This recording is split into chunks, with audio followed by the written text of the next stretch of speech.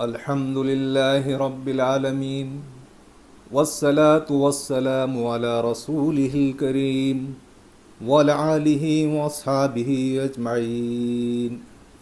مطالعہ حدیث کے پروگرام میں آج ہم جس حدیث مبارک کو پڑھنا چاہتے ہیں وہ حدیث مبارک خطبہ حجۃ الوداع سے متعلق ہے۔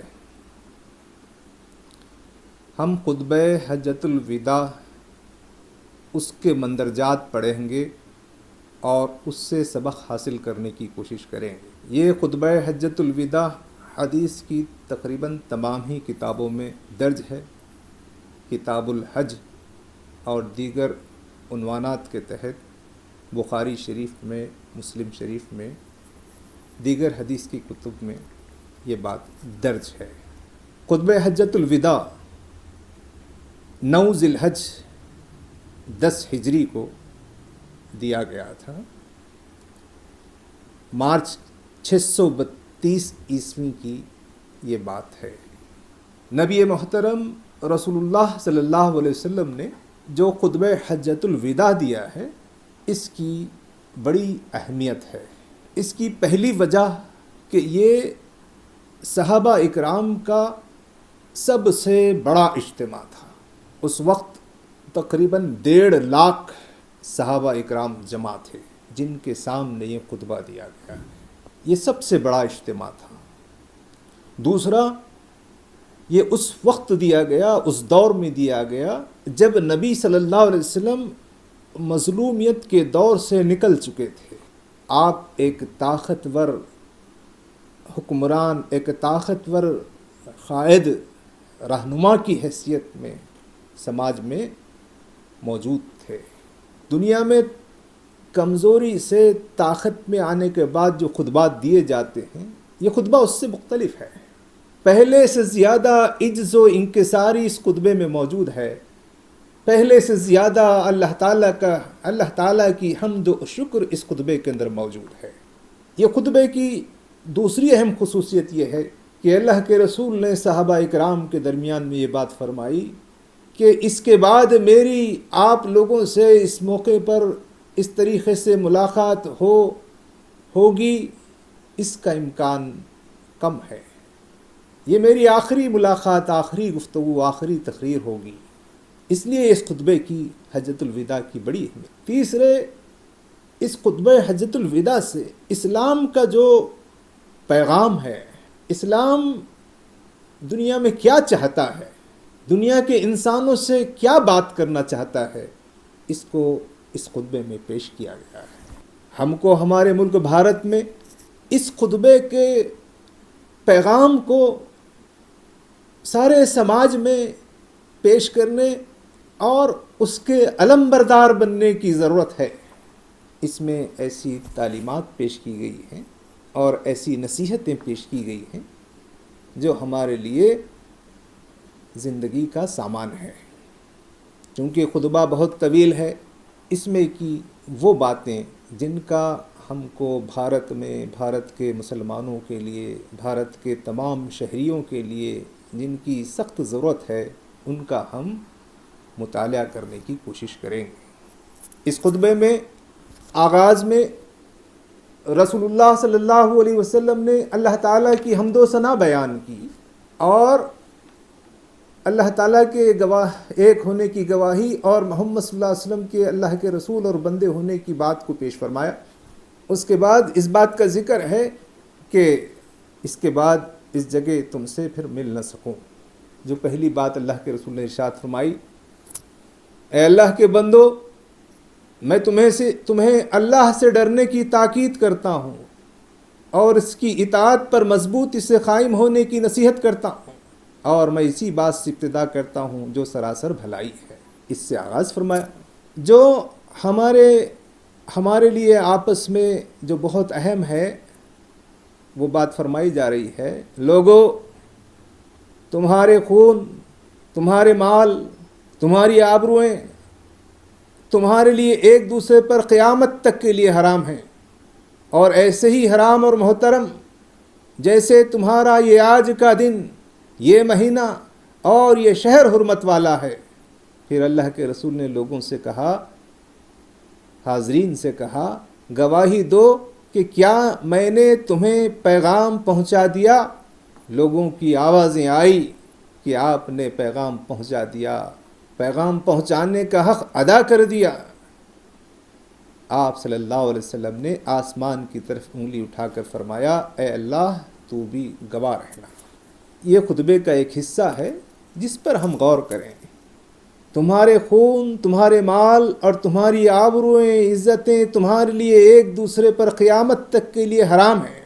انسانی جان کا احترام اس حدیث میں بتایا گیا ہے، اس خطبے میں بتایا گیا کہ ایک انسان کی جان اور ایک انسان کا مال اور ایک انسان کی عزت یہ بہت مقدم ہے، اس کی بڑی اہمیت ہے۔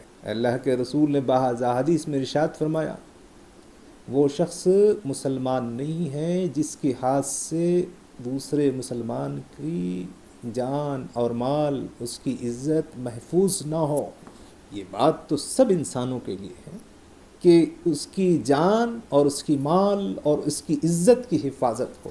آج دنیا بھر میں اور ہمارے ملک میں ہم مسلمانوں کو اس بات کا علمبردار بننا ہے کہ خون خرابہ، مالوں کو لوٹ لینا، عزتوں کو لوٹ لینا یہ سراسر ظلم ہے۔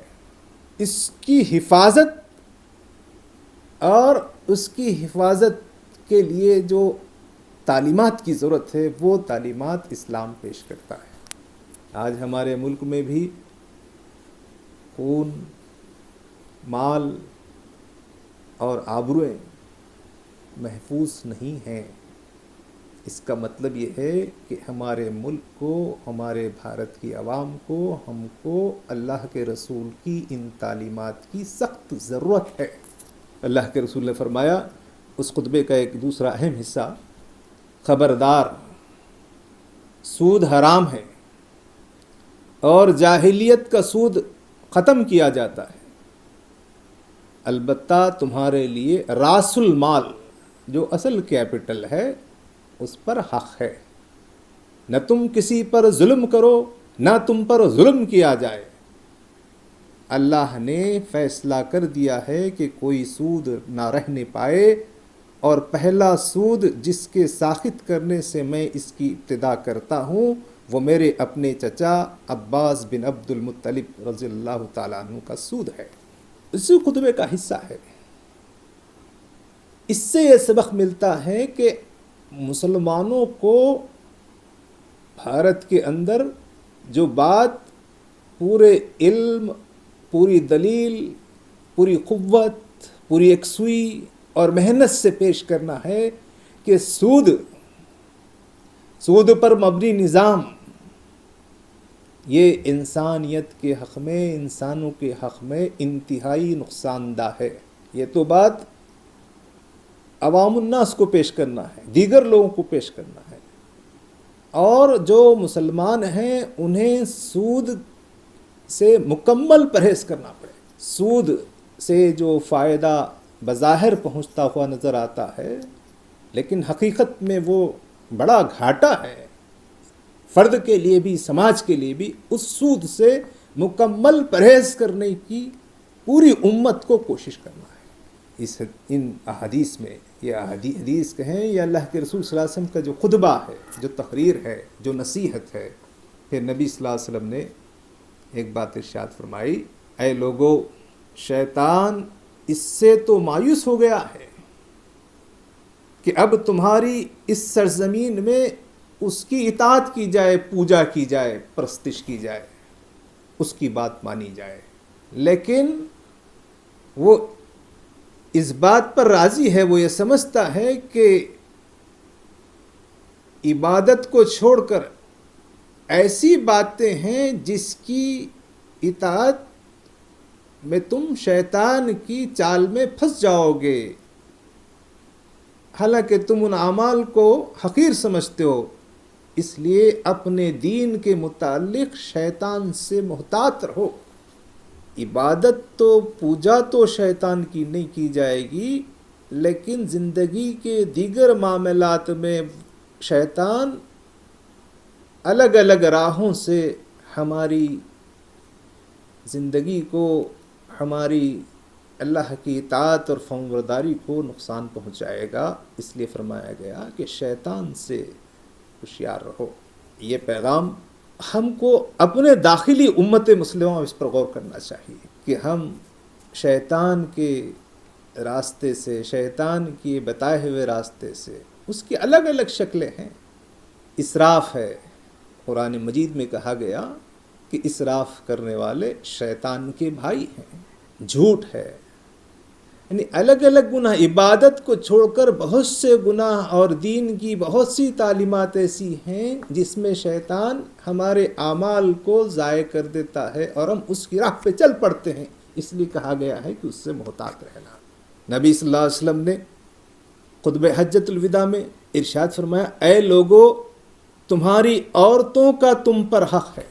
یہ بہت اہم تعلیم ہے۔ آج ملک بھارت میں مسلمانوں کو جو رسوا کیا جا رہا ہے یا جن پر ظلم و ستم کی باتیں کی جا رہی ہیں، اس میں سے ایک خواتین بھی ہیں، جبکہ یہ ایک پروپیگنڈا ہے۔ اللہ کے رسول نے فرمایا خطبہ حجۃ الوداع کے موقع پر کہ لوگوں، تمہاری عورتوں کا تم پر حق ہے، تمہارا ان پر یہ حق ہے کہ وہ تمہارے بستر کو کسی اور سے نہ رندوائیں اور تمہارے گھروں میں تمہاری اجازت کے بغیر کسی کو داخل نہ ہونے دیں۔ یہ دو اہم باتیں بیان کی گئی۔ اس کے بعد فرمایا گیا کہ اس کے بعد اگر وہ تمہاری اطاعت کرنے لگیں تو تم ان کو اچھا کھلاؤ، اچھا پہناؤ۔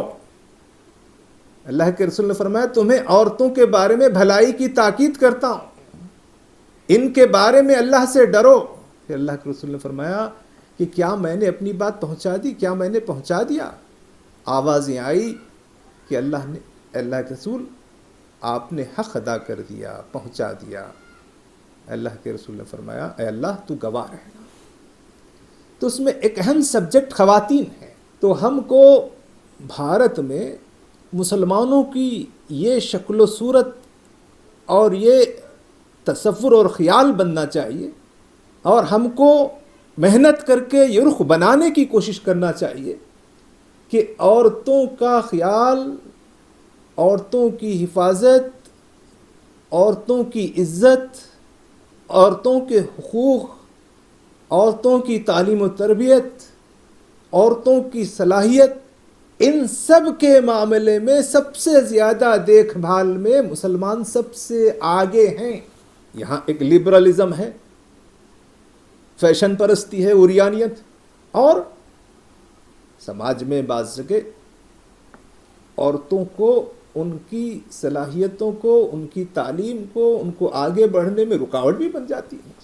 یہ دونوں دھارائیں ہیں۔ اسلام نہ لبرلزم کا قائل ہے، نہ اسلام عورتوں کو ان کے حقوق کو سمجھنے، ان کی صلاحیتوں کو پروان چڑھانے اور ان کے استعمال میں پیچھے رہنے کا قائل ہے۔ اسلام اعتدال کی راہ ہے۔ ہم مسلمانوں کو سوچنا چاہیے کہ اللہ کے رسول نے جو فرمایا اس پر ہم عورتوں کے حقوق ادا کریں، اور عورتیں خود بھی معاشرے کے اندر آ کے بتائیں کہ رسول اللہ کی دی ہوئی تعلیمات کے نتیجے میں ہمارے علم میں، ہماری صلاحیت میں، ہمارے وقار میں، ہماری پاک دامنی میں اور ہمارے حقوق کی حفاظت میں اللہ کے رسول کی یہ تعلیمات ہمارے لیے سب سے بڑی محافظ ہیں۔ اللہ کے رسول صلی اللہ علیہ وسلم نے فرمایا لوگو، تمہارا رب بھی ایک ہے اور تمہارا باپ بھی ایک ہے، تم سب آدم سے ہو اور آدم مٹی سے بنے ہیں۔ جاہلیت کی عصبیتیں آج میرے پاؤں کے نیچے ہیں۔ تم میں اللہ کے نزدیک مکرم وہ ہے جو تم میں سب سے زیادہ متقی ہو۔ کسی عربی کو اجمی پر اور کسی اجمی کو عربی پر کوئی فضیلت نہیں ہے سوائے تقویٰ کے۔ پھر فرمایا کیا میں نے پہنچا دیا؟ لوگوں نے آواز بلند کی کہ ہاں۔ آپ صلی اللہ علیہ وسلم نے یہ بات فرمائی کہ حاضر کو چاہیے کہ وہ غائب تک پہنچا دے۔ یہ بہت اہم کلمہ ہیں اس خطبے کا۔ لوگوں تمہارا رب بھی ایک ہے اور تمہارا باپ بھی ایک ہے۔ یہ جتنے بھی کالے گورے ہندو مسلم سکھ عیسائی دلت آدیواسی برہمن مسلمان، یہ جتنے بھی ہم کو بھارت میں لوگ نظر آ رہے ہیں، یوں تو سب عالم میں جتنے انسان ہیں ان سب کا رب ایک ہے، اور ہم سب کا، اللہ کے رسول فرماتے ہیں تمہارا باپ بھی ایک ہے آدم، تم سب آدم سے ہو اور آدم مٹی سے بنے تھے۔ یہ وحدت آدمیت کی، احترام آدمیت کی، سب انسانوں کو ایک سمجھنے کی بات ہے۔ آج ہمارے دیش میں کالے گورے کا بھی، دلت برہمن کا بھی، ہندو مسلم کا بھی ایک نفرت کا ماحول ہے۔ کچھ لوگوں نے اقتدار کے نشے میں اور عوام نے اکثریت کے نشے میں یہاں کئی لوگوں کو ظلم کا نشانہ بنا رکھا ہے، اور مسلمان بھی فی الوقت ظلم کے نشانے پر ہے۔ کیوں؟ یہ سمجھتے ہیں کہ یہ تیرا ہے یہ میرا ہے۔ یہاں کہا جا رہا ہے کہ تمہارا رب بھی ایک ہے، تمہارا باپ بھی ایک ہے، تم سب آدم سے ہو اور آدم مٹی سے بنے ہیں۔ یہ سب جاہلیت ہے، بلکہ اس پوری دنیا میں یہ جو قوم پرستی پر بنے ہوئے پورے نظریات ہی جاہلیت ہیں، عصبیت ہیں۔ اللہ کے رسول نے فرمایا آج میرے پاؤں کے نیچے ہیں، تم میں اللہ کے نزدیک مکرم وہ ہے جو تم میں سب سے زیادہ متقی ہے۔ کسی عربی کو اجمی پر، کسی اجمی کو عربی پر کوئی فضیلت نہیں ہے۔ فضیلت کا معیار کالا ہونا، گورا ہونا، ہندوستانی ہونا، بنگلہ دیشی ہونا، مہاراشٹر کا ہونا، تمل ناڈو کا ہونا، ہندو کا ہونا نہیں۔ اللہ کے رسول نے فرمایا سب میں زیادہ وہ جو متقی ہو، اللہ سے ڈرنے والا ہو، متقی انسان ہو، اللہ تعالیٰ کے نزدیک وہ فضیلت رکھتا ہے۔ تو آج ان تعلیمات کی بڑی سخت ضرورت ہے۔ تو یہ خطبہ حجۃ الوداع، اس میں اور بھی بہت تفصیلات ہیں، اس مختصر وقت میں ہم سب باتیں پیش نہیں کر سکتے ہیں۔ اللہ تعالیٰ سے دعا ہے کہ اللہ تعالیٰ اس خطبے کے پیغام کو سمجھنے اور اس خطبے کے پیغام کے علمبردار بننے کی ہمیں توفیق نصیب فرمائے۔ وآخر دعوانا الحمد للہ رب العالمین۔